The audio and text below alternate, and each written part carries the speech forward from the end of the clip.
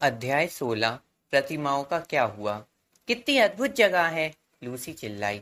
इतने सारे पत्थर के जानवर और लोग भी। ये तो किसी संग्रहालय जैसा लगता है। शांत रहो, सूजन ने कहा।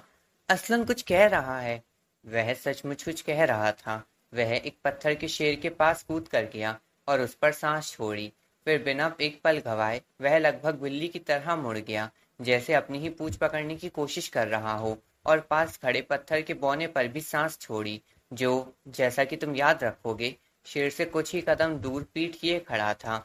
और फिर वह एक ऊंचे पत्थर की सूखी देवी ड्राइड पर झपटा, जो बौने के परे खड़ी थी। फिर उसने दाहिनी ओर के एक पत्थर के खरगोश की ओर ध्यान दिया और उसके बाद दो सेंटोरों की ओर दौड़ लगाई। लेकिन उसी समय लूसी बोली, ओह सूजन, देखो, शेर को देखो। शायद तुमने कभी किसी बुझी हुई अंगीठी में अखबार का टुकड़ा रखा हो और उसमें माचिस जलाकर लगाई हो। पहले कुछ नहीं होता, फिर अचानक एक छोटी सी लौ किनारे से सरकने लगती है। और अब वैसे ही हुआ। जब असलन ने शेर पर सांस छोड़ी तो कुछ सेकंड तक उसमें कोई बदलाव नहीं आया। फिर उसकी सफेद संगमरमर की पीठ पर सुनहरे रंग की एक पतली सी लकीर दौड़ गई। फिर वह फैल गई, जैसे किसी कागज में आग फैलती है। वैसे ही वह रंग पूरे शरीर में फैल गया। फिर जब उसका पिछला हिस्सा अब भी पत्थर था, उसने अपनी आयाल झटकी और पत्थर की भारी लहरें जीवित बालों में बदल गईं। फिर उसने अपना बड़ा लाल मुंह खोला, गर्म और जीवंत, और एक लंबी सी जम्हाई ली। अब उसके पिछले पैर भी जीवित हो चुके थे। उसने उनमें से एक को उठाया और खुद को खुजाया। फिर जब उसने असलन को देखा, वह उछलता कूदता उसके पास गया और खुशी से चहकता हुआ उसके चेहरे को चाटने लगा। बिल्कुल स्वाभाविक था कि बच्चों की निगाहें शेर की ओर चली गईं, लेकिन जो दृश्य उन्होंने देखा वह इतना अद्भुत था कि वे उसे जल्दी ही भूल गए। हर जगह प्रतिमाएं जीवित हो रही थीं। अब वह प्रांगण संग्रहालय की तरह नहीं लग रहा था, वह चिड़ियाघर जैसा लगने लगा। जीव जंतु असलन के पीछे भाग रहे थे और उसके चारों ओर नाच रहे थे। यहाँ तक कि भीड़ में लगभग छिप सा गया था वो। पहले तो मृत सफेदी की जगह अब रंगों की बहार थी। सेंटोरो की चमकदार भूरे रंग की त्वचा, यूनिकॉर्न्स के नीले रंग के सींग, पक्षियों की चकाचौंध करने वाली रंग बिरंगी पंख, लोमड़ियां, कुत्ते, सेंटोरों के भूरे लाल रंग की त्वचा, बौनों की पीली जुराबें और लाल टोपियां, चांदी में बर्च की लकड़ियां, ताजे पारदर्शी हरे रंग में बीज की तरह लकड़ियां, और लगभग पीले से हरे रंग में लार्च की लकड़ियां। और पहले की मौत जैसी चुप्पी की जगह अब खुशी से भरे शोर थे। गर्जन, चिंगाड़, भौंकना, चहकना, गाना और हंसी। ओह, सूजन ने एक अलग स्वर में कहा। देखो, मुझे लगता है, मेरा मतलब है, क्या ये सुरक्षित है? लूसी ने देखा कि असलन अभी अभी पत्थर के दैत्य के पैरों पर सांस छोड़ रहा था। सब ठीक है, असलन ने खुशी से पुकारा। एक बार पैर ठीक हो जाए तो बाकी सारा शरीर अपने आप ठीक हो जाएगा। मेरा मतलब ठीक से वो नहीं था, सूजन ने लूसी से धीरे से कहा। लेकिन अब कुछ किया नहीं जा सकता था, चाहे असलन सुनता भी। परिवर्तन अब दैत्य की टांगों में फैल रहा था। अब वह अपने पैर हिला रहा था। एक पल बाद उसने अपने कंधे से अपना गदा हटाया, अपनी आंखें मली और कहा, हे भगवान, मैं तो सो गया था। अब वह छोटी सी चुड़ैल कहाँ है जो यहाँ नीचे भाग रही थी? अभी यही मेरे पैरों के पास थी।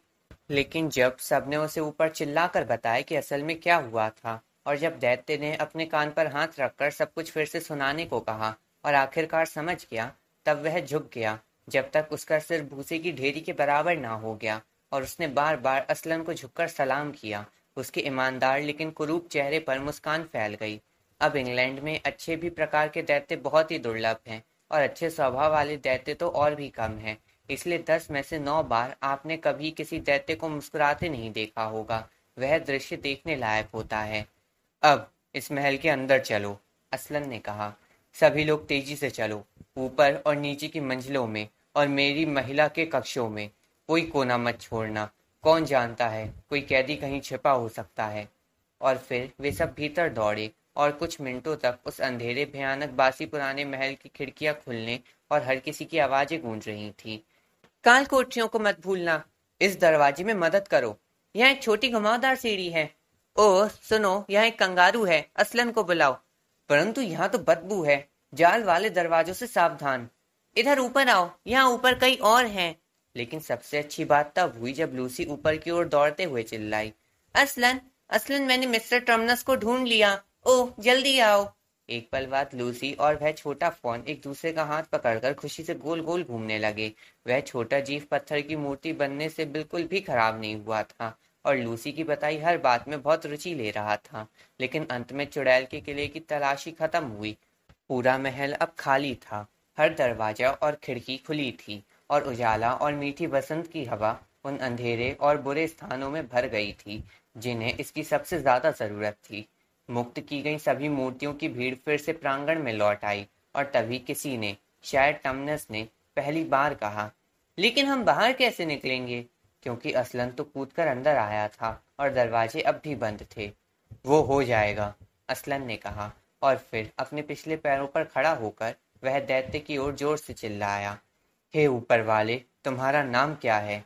जाइंट ट्रम्बल बफिन हुजूर, अगर आपकी आज्ञा हो, दैत्य ने कहा और एक बार फिर अपनी टोपी को छूते हुए। तो फिर जाइंट ट्रम्बल बफिन, असलन ने कहा, हमें यहाँ से बाहर निकाल दो। क्या करोगे? बिल्कुल हुजूर, ये तो मेरे लिए खुशी की बात होगी, रंबल बफिन ने कहा। तुम सब छोटे लोग दरवाजों से दूर हट जाओ। फिर वह खुद दरवाजे की ओर बढ़ा और धड़ाम धड़ाम धड़ाम उसकी भारी गदा चली। पहले बार में दरवाजे चरमराए, दूसरे बार में दरार पड़ी और तीसरे में टूटकर बिखर गए और फिर वह दरवाजों के दोनों ओर की मीनारों पर चला और कुछ ही मिनटों में जोरदार धमाकों और टकरावों के बीच दोनों मीनारे और दीवार के बड़े हिस्से धूल उड़ाते हुए धराशायी हो गए। और जब धूल हटी तो उस सूने सख्त पत्थर वाले आंगन से देखकर अजीब लगा कि उस दरार से जंगल की हरी घास, लहराते पेड़, चमकती नदियां, दूर की नीली पहाड़ियां और उसके पार का नीला आकाश नजर आ रहा था।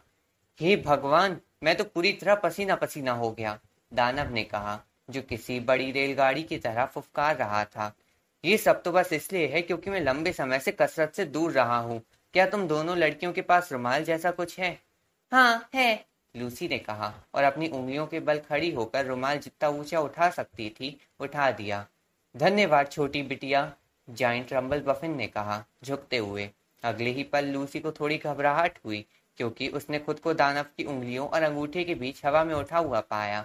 लेकिन जैसे ही वह उसके चेहरे के पास पहुंची, दानव चौंक गया और धीरे से उसे जमीन पर वापस रख दिया और बड़बड़ाया, अरे बाप रे, मैंने तो गलती से लड़की को उठा लिया, माफ करना बिटिया, मुझे लगा कि ये रुमाल है।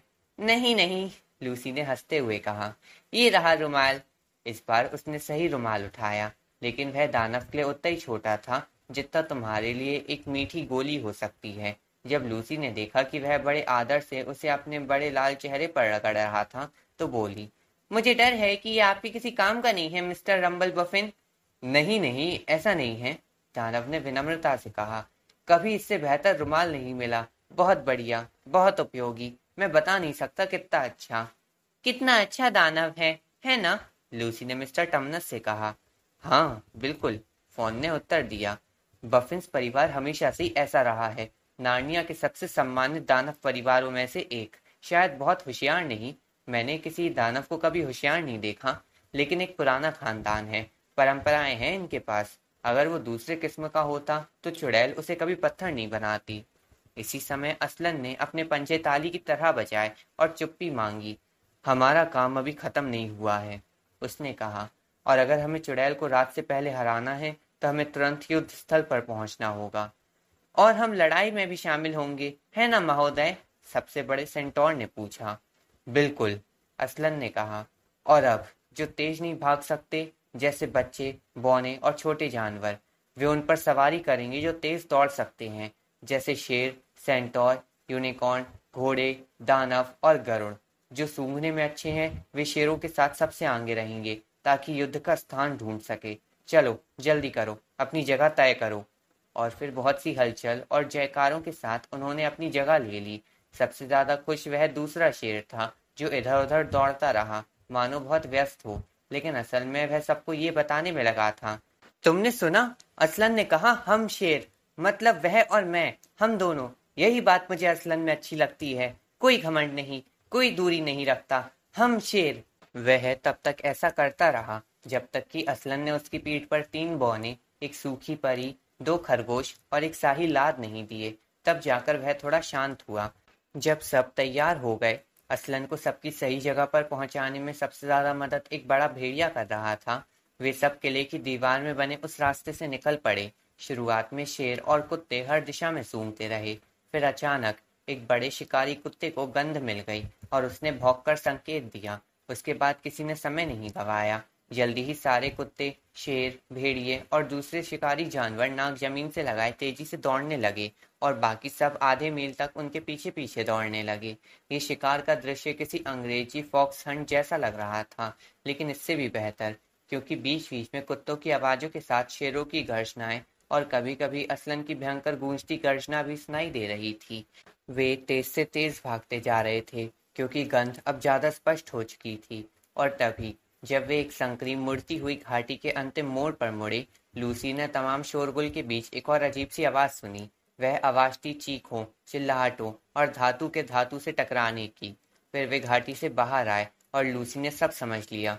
वहां सामने पीटर और एडमंड थे, और असलन की पूरी सेना, जो उस डरावनी भीड़ से लड़ रही थी, जिसे लूसी ने पिछली रात देखा था। लेकिन अब दिन की रोशनी में वे और भी डरावने और विकृत लग रहे थे। लगता था अब उनकी संख्या पहले से कई ज्यादा है। पीटर की सेना, जो लूसी की ओर पीठ किए खड़ी थी, बहुत थोड़ी दिख रही थी। युद्ध भूमि पर जगह जगह मूर्तियां बिखरी थीं, जिससे साफ था कि चुड़ैल अपनी जादुई छड़ी का इस्तेमाल कर रही थी। लेकिन अब वह छड़ी नहीं चला रही थी, वह तो अपने पत्थर के खंजर से लड़ रही थी, और वह पीटर से लड़ रही थी। दोनों इतनी तेजी से भिड़े हुए थे कि लूसी कुछ समझ नहीं पा रही थी। वह बस पत्थर का खंजर और पीटर की तलवार को चमकते देख रही थी, जैसे तीन खंजर और तीन तलवारें हों। वे दोनों मध्य भाग में थे। दोनों ओर युद्ध रेखाएं फैली थीं। जहां भी लूसी देखती, भयंकर दृश्य दिखाई देता। मेरी पीठ से उतर जाओ बच्चों, असलन गरजा, और दोनों फौरन नीचे कूदो। फिर एक ऐसी गरज के साथ जो पश्चिम के लैंप पोस्ट से लेकर पूर्व के समुद्र तक पूरी नार्निया को हिला गई, वह महान शेर सफेद चुड़ैल पर झपटा। लूसी ने एक पल के लिए चुड़ैल का चेहरा देखा। उसमें भय और आश्चर्य की झलक थी। फिर शेर और चुड़ैल जमीन पर लुढ़क गए, लेकिन चुड़ैल नीचे थी। उसी पल असलन की अगुवाई में आए युद्ध के प्राणी दुश्मनों पर टूट पड़े। बौने अपनी कुल्हाड़ियों के साथ, कुत्ते अपने दांतों से, दानव अपने डंडे और पैरों से, जिससे वह दर्जनों दुश्मनों को रौंद चुका था। यूनिकॉर्न अपने सींगों से, सेंटोर अपनी तलवारों और खुरों से। पीटर की थकी सेना ने जयकार करी और असलन की लाई नई टुकड़ी ने गरज कर उसका जवाब दिया, जबकि दुश्मनों की भीड़ चिल्लाती रही, चित्कार करती और डर से कांपती रही, और पूरा जंगल उस संघर्ष की गर्जना से गूंज उठा।